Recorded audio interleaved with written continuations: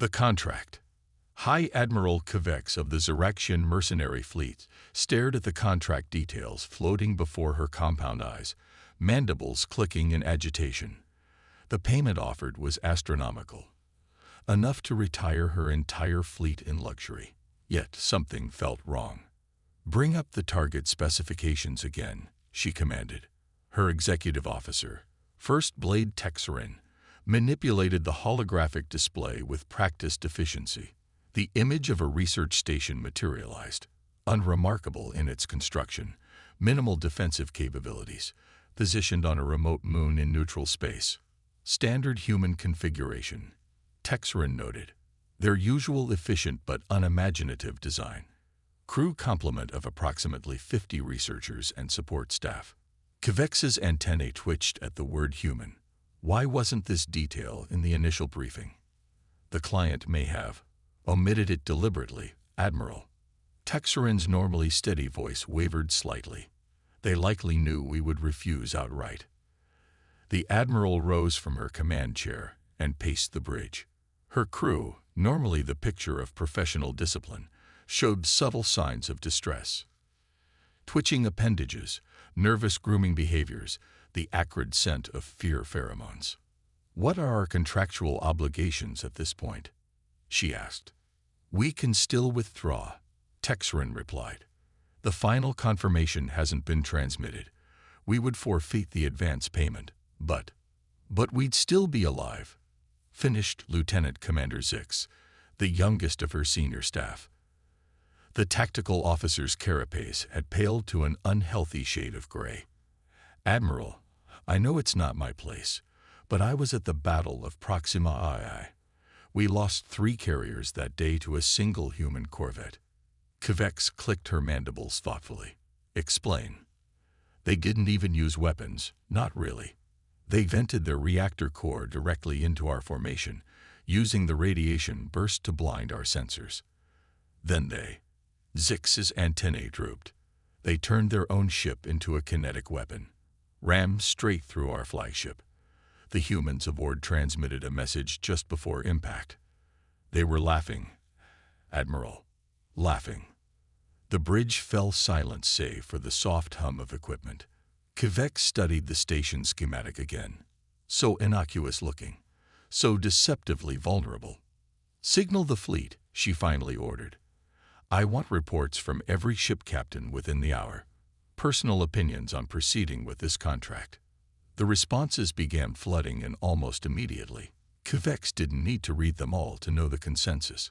Her crew was the finest mercenary force in 3 sectors, veterans of countless engagements, and they were terrified of facing 50 humans in an unarmed research station.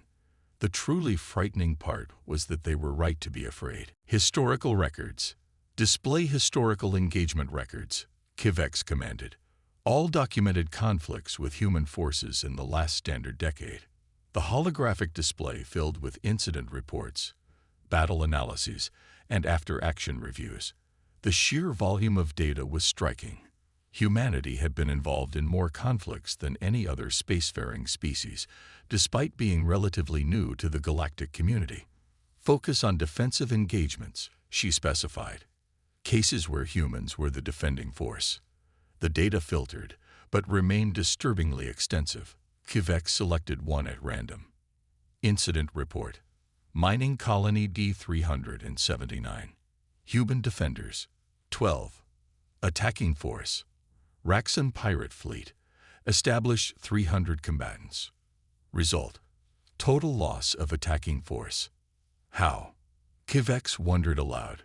Play visual records. The footage showed a handful of humans converting mining equipment into improvised weapons with terrifying efficiency.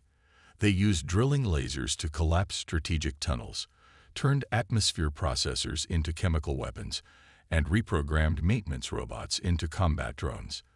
The pirates never had a chance. Report after report told similar stories. Humans didn't just fight. They transformed their environment into a weapon.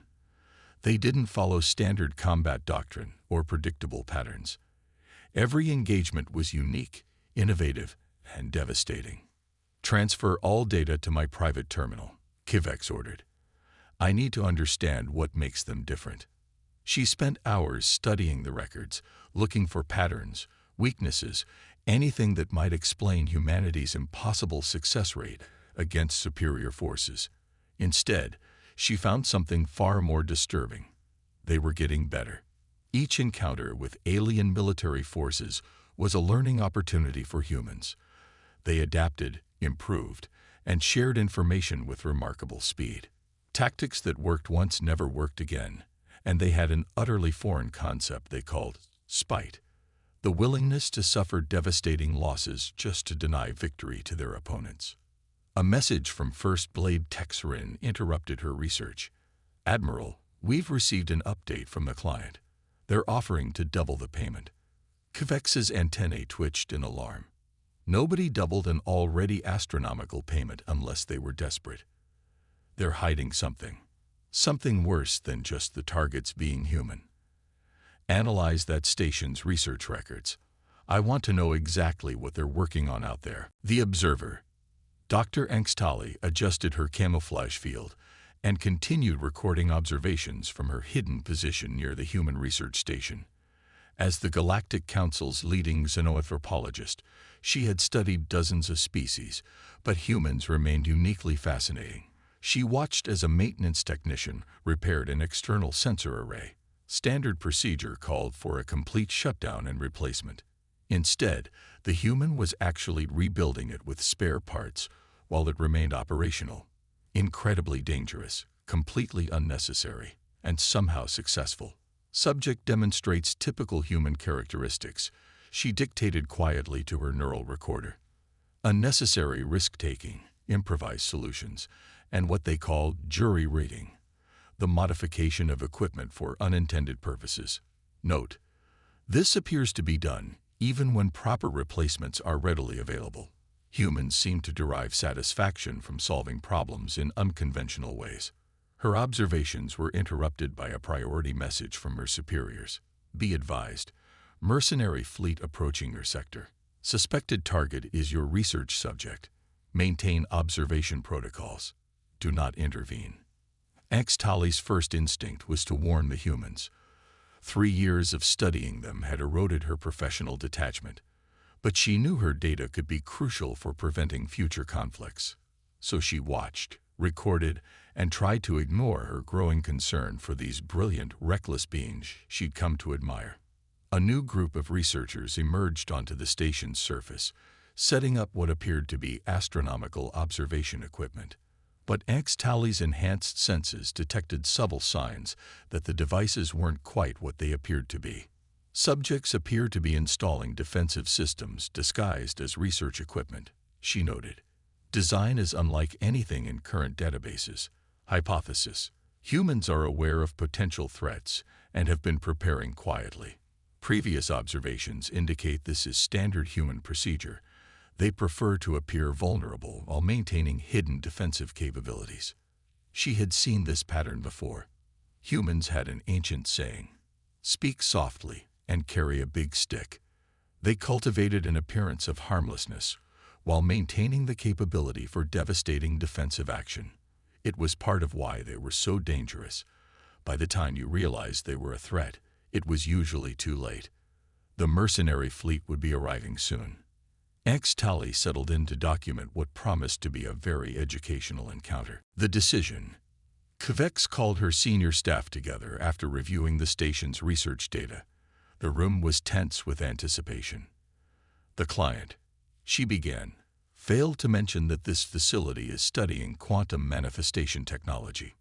A ripple of disturbed clicks and whistles filled the room. Quantum manifestation was theoretical technology that could alter the fundamental laws of physics within a localized area. In theory, it could be used for faster-than-light travel or clean energy production. In practice, they're trying to hire us as suicide troops. Texerin realized aloud. If the humans have made a breakthrough, they could alter space-time itself as a defensive measure, finished Lieutenant Commander Zix. We wouldn't just die. We might never have existed at all. Kvex let the implications sink in. The client wants us to prevent humans from developing this technology. They believe it would give humanity too much power in the galaxy. And they're probably right. But they sent us because they know we're doomed to fail. "What are your orders, Admiral?" Texrin asked. Kvex's antennae swayed thoughtfully. Humanity's greatest strength isn't their technology or their creativity. It's their willingness to survive at any cost. They don't accept no-win scenarios. Perhaps we should learn from them. The warning. The Human Research Station's sensors detected the approaching fleet, but instead of attack formations, the ships arranged themselves in a ceremonial greeting pattern. A single communication request came through. Research Station Quantum Horizon. This is High Admiral Kvex of the Zyraxian Mercenary Fleet. We come with a warning and an offer. Inside the station, Dr. Sarah Chen, the project director, considered the unexpected development. "Put them through to my office," she ordered.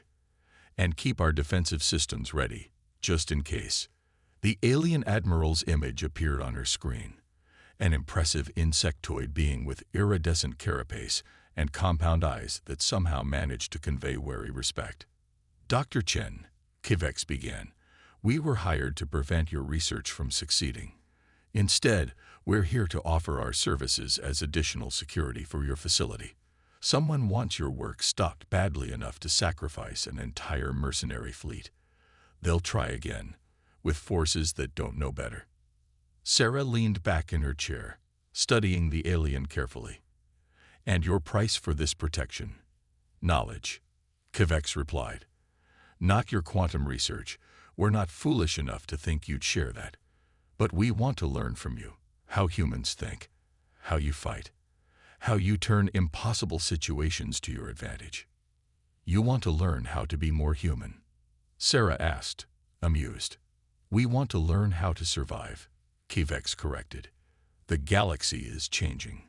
Those who can't adapt will perish.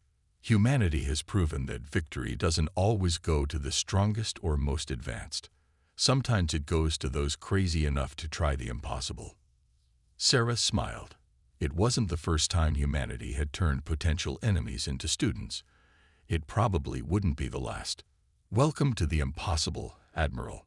Let's talk about your first lesson."